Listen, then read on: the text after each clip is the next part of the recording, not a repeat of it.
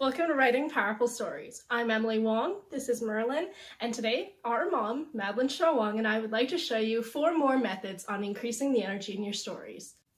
What is the one thing that many writers become addicted to and rely on too much? I'll let you know at the end of the video. Method 1, point of view. Point of view has to do with who's telling the story. Whose head are we in? How deep inside that head? In a later video, I'll get into more detail about how point of view works. But for now, let's look at how point of view can increase the energy in your stories. Think of what it's like when you watch a play. We experience all of the characters' points of view in a general way. We don't know what they're thinking. The energy comes from the actor's skill, the action, and dialogue. Prose writing is different.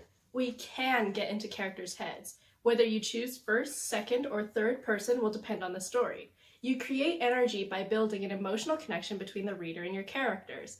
An emotional connection is built when we can see the action of the story through the eyes of your characters.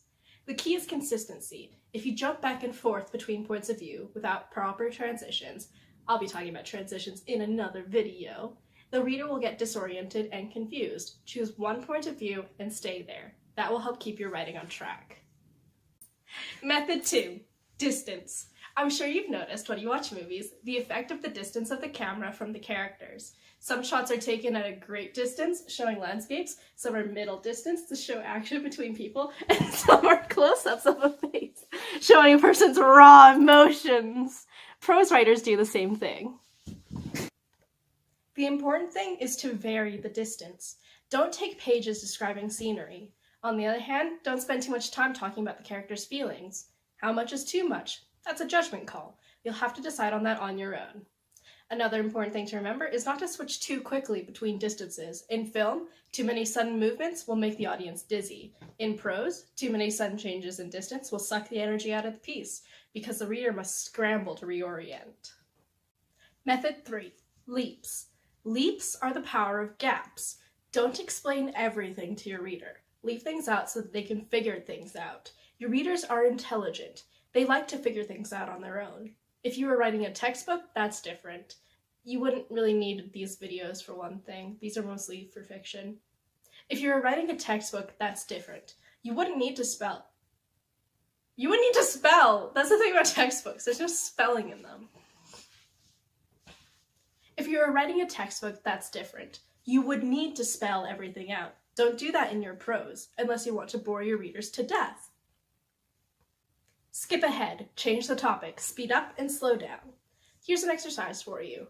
Write a piece of dialogue where 2 characters are both intent on making their points. They argue, they interrupt, they don't listen to each other. Pay attention to what is left out.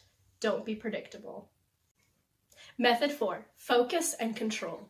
How would your story look if it was a movie? Increase the pace, decrease pace. Turn up the volume, turn down the volume, change the scenery. Have you ever read a book where there's pages and pages of action, so much that you're just exhausted? Or pages of dialogue with no action? Or pages of a character's thoughts and reflections? Mix it up. Think close-ups and distance shots. Don't reveal important information too soon. Too much revelation at the wrong time is misplaced energy.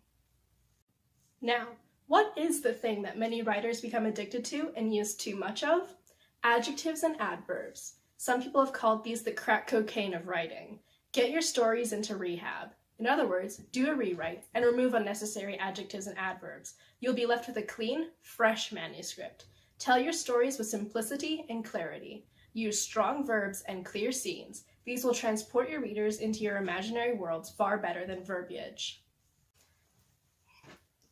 Click that thumbs up button, share and follow, and come back for more hints on how to write powerful stories. Check out Madelaine Shaw-Wong's website, www.madelinewong.com, and follow her author page, facebook.com/fictionlady. Bye-bye.